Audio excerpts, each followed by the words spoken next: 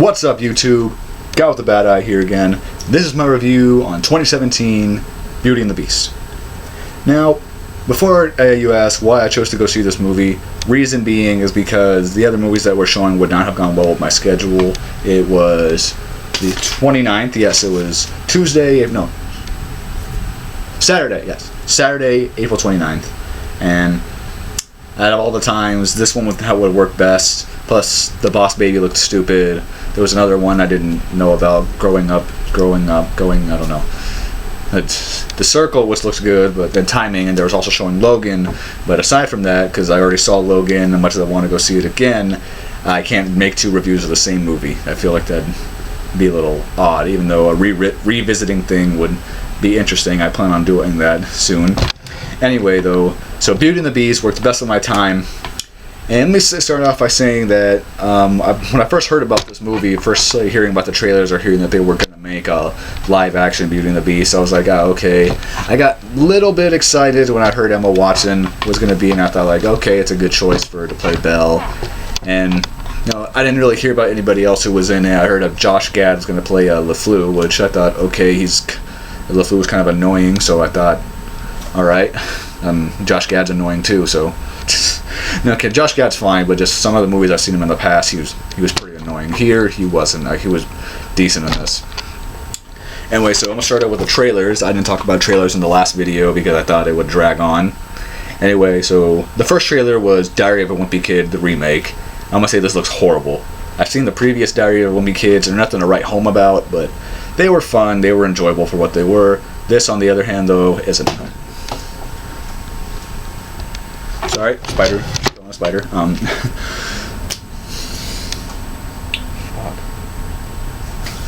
Alright, sorry, yeah, so this looks like a poor man's version of Diary of a Wimpy Kid. Just the actors, they tried getting these actors to look just like the actors from the previous movie, and it looks so bad. It looks like Jurassic Park CDI bad. Like, if you haven't seen that episode of Angry Video Game Nerd, it's Spielberg Games. He goes into it and he brings up that game on the CDI. I think it was the CDI, and it looks bad, like very bad. Those actors, like, they look that horrible. Anyway, just it looks stupid. I'm not gonna go see it. Won't review it. Never. The second trailer was Pirates of the Caribbean. Yes, I don't know which Pirates of the Caribbean this is. Is the fifth one, the fourth? I don't know. I lost track with those movies. It's not that I don't like Pirates of the Caribbean. I mean, I saw the first two, and I thought they're fun, they're enjoyable, but lost track because at the time I didn't have too much money to go see them, and also because I was getting to that point where I felt like I was outgrowing that thing. I wanted to go see different movies, like see more rated R movies, and honestly, I wish I did watch more of the Pirates of the Caribbean because, like I said, they're enjoyable, and Johnny Depp, he's funny in them. But I fell out of it. Maybe I'll catch up. Maybe I'll watch this movie and check it out. But for the trailer, it looked interesting. I know the effect looks pretty cool. And something from Jack Sparrow's past comes to haunt him again. Like, that hasn't been done before. And just, like I said, Johnny Depp just doing what he does best as Jack Sparrow. And the third one, this one looked the best. Coco, I believe is what it's called. This is the new Disney Pixar movie, and it's about a young boy who, when he touches the guitar of his idol and plays it, he ends up becoming transparent and crossing over into the land of the dead. And like this is occurring on Dia de los Muertos of all days. And it looks pretty interesting. Just like the artwork looks good. His dog comes with him, and you see just how it works, like how the dead are crossing over into our world, like they're just coming to visit us for that particular day, and how we're celebrating, like, yeah, they're here, they're around us, that kind of thing. Yeah, but it looks interesting. I didn't get too much from the trailer that I saw. I just thought the kid, he likes music, he looks up to this guy, and just looks like, you know what, I gotta reach for my goals, just like he said in one of the movies he was watching of the singer being De La Cruz. Yeah, but this looks good. I will definitely review it. I love Pixar. I heard a lot of people making comparisons to this and The Book of Life. So maybe I'll go see The Book of Life first, then I'll watch this, and maybe in a later video I'll do a old versus new or compare and contrast. or something. I plan on doing that. Plan on like looking at the old movie or two movies that are very similar, comparing and contrasting them, and say which one worked better. Again, it's all opinion related, so don't get offended if I don't agree with you. Much like a bunch of people got offended over Nostalgia Critics' old versus new Spider-Man movies, Spider-Man review. And the last movie trailer was the Emoji Movie. I honestly don't know what to say. That's just... God, just making sure the frickin' spider's dead. My stomach open, hold on. Yeah, okay, he's dead. The Emoji Movie, that's all I'm going to say. There's nothing more to say about it. Alright, now I'm going to kind of get into the Beauty and the Beast now. So, what I liked about the movie, the characters, everybody did great. Emma Watson was great. The guy who played Gaston was great. Josh Gad was great as LeFleur. The Beast, yes, I did not go to learn the actors' names this time. I didn't bring it up on the side because I'm going to the gym later, and I just want to make this review as fast as I can. Sorry, guys. Yes, but Josh Gad, he was funny. I liked his character. I didn't give a crap about him being gay. It was subtle, not too subtle, but there were subtleties to it. Music was good. The guy who played the Beast, amazing. Everybody did their jobs great. And I thought this did, so far at least, because it's been a while since I last saw the animated version, that this, yeah, it did a lot things better than the original. So, yeah, gone more with the performances. With the actor who played Gaston, he was just spot on. Like, he was a jerk when he had to be, he was angry when he had to be, and he was the friendly, flirtatious guy he had to be when trying to win Belle over.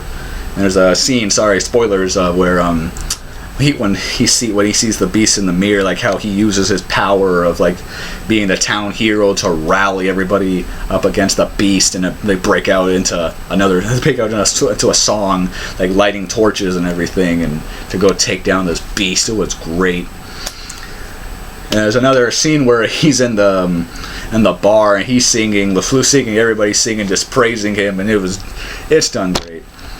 So with Belle, with Emma Watson's performance as Belle, I thought she brought the character to life. How she's making this character seem more smart, more intelligent, and how like just utterly different and more friendly she is with a lot of the people. Even though some of the townspeople look at her and think like, she's odd, she's weird, everything. But aside from that, I thought Emma Watson did great.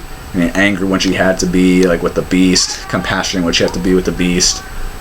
But overall, I thought that was great.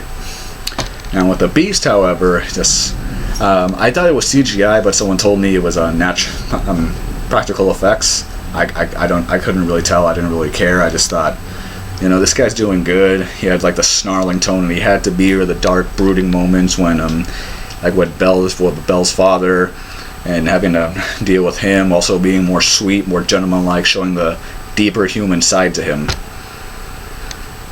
I thought that was also good. And what going on with this would be the interactions between Belle and the Beast. Meaning, instead of him surprising her with the library, just like, close your eyes and wait, just shows it to her.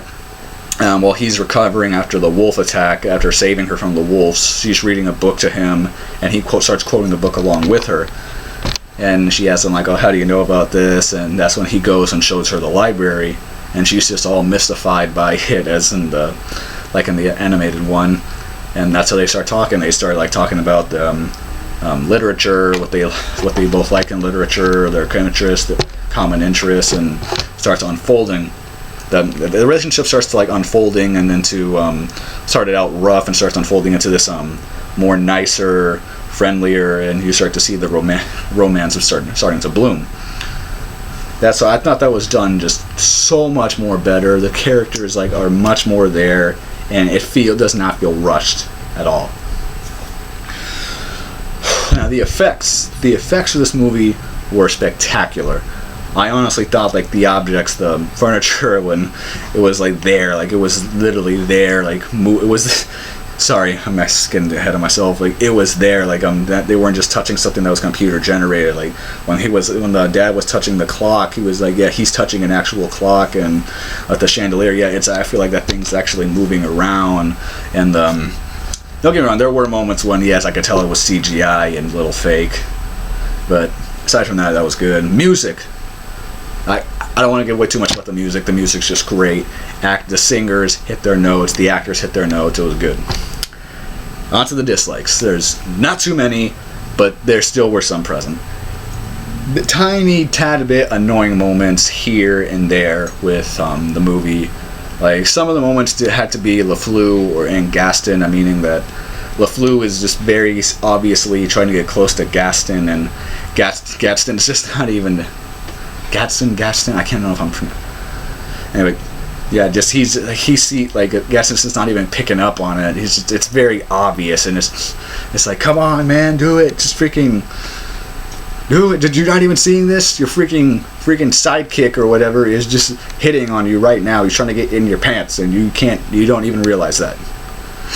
Also, a scene with the singing in the bar where LeFleur speaks out he's illiterate when he's spelling Gaston's name, and I was thinking, like, really? You really got to throw like an illiteracy joke, and he's like, G-A, I found out I'm illiterate and just I can't speak well. Then it just goes back into song. I thought, like, okay, a little cheesy, but I can look over it. The effects, so don't get me wrong, I said the effects were great, but there were some moments when there was too much going on the screen at once. When the Be Our Guest song, as great as it looked, there were some moments I'm thinking there was too much going on. I did not know what to really focus on. Do I focus on Lemure singing, or do I focus on all these effects going around, or how Belle's like face is lighting up, how she's enjoying all of it. Also with Chip, just like he was using the plate. I thought it was clever how he uses the plate to get around, and his mother uses the strolling cart. But just seeing that, I thought it was a little too much. Like, some tiny nitpick that I thought, like, it's just an annoyance, but it's nothing that ruins the whole movie. And yeah, the camera work. There was times when the famous dance scene from the original movie. Like, there's times that the camera cuts away to show some of the effects of the things going on the wall, or showing the other characters talking, like the objects talking about Belle and the Beast. And I thought, no, like, just have them talking, but like have the camera focused on Belle and the Beast dancing. Like, the camera wasn't cut too much away for them for too long, but it was there, and I felt it's one of those things that keep the focus on them. That's what this scene is about. Not the objects. The scene is about them. And it also times, like, it felt like it went blurry. I don't know if it's because I have bad vision or something. My glasses were on the whole time, but that some things went out of focus, or the camera was, like, the cameraman, like, he was moving the camera too much. But, like I said, those are tiny things I could look over. The rest of the movie holds up very strong. So that's all really there is. You pretty much already know the plot. Like, you pretty much already know the plot, except the difference is here from the original to the father, Belle's dad, when he goes into the castle, he's more like, it's more just quieter, and he's just noticing these things are doing stuff by themselves, and then he's more intruding in this one. I feel.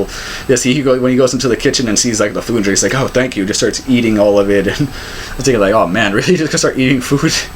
And Chip goes up to him and starts talking, and instead of like the dad being like, oh wow, this is all amazing, he's just like, oh okay, then he runs away.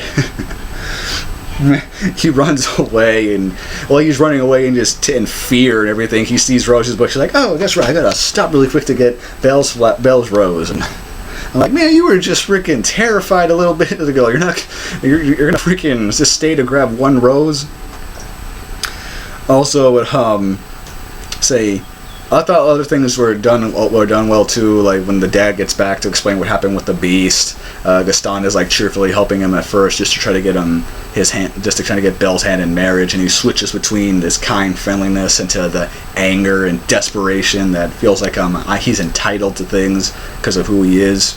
And LeFleur is trying to get him to calm down, and it's all done well. Also, one thing I thought that was done well too. One thing I liked was the opening, where you see how the prince is in the beginning, and that he's an adult male, and his age freezes after the curse. His age freezes after the curse. Well, in the animated one, it made it seem like he was frozen not frozen, but like he was cursed at the age of 11 and had till the age of 21 to find love. And I'm thinking, that's fucked up, lady. What the hell? The cursed witch or something. That's all I'm going to say. I don't want to get too much into it. Yes, this review was longer than it had to be, probably because I was killing that spider. I hate spiders. yeah, that's about it.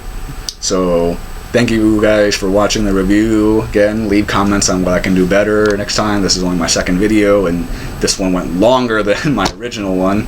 So thank you, everybody. Got with the Bad Eye signing out. Have a good day. Peace. Goodbye.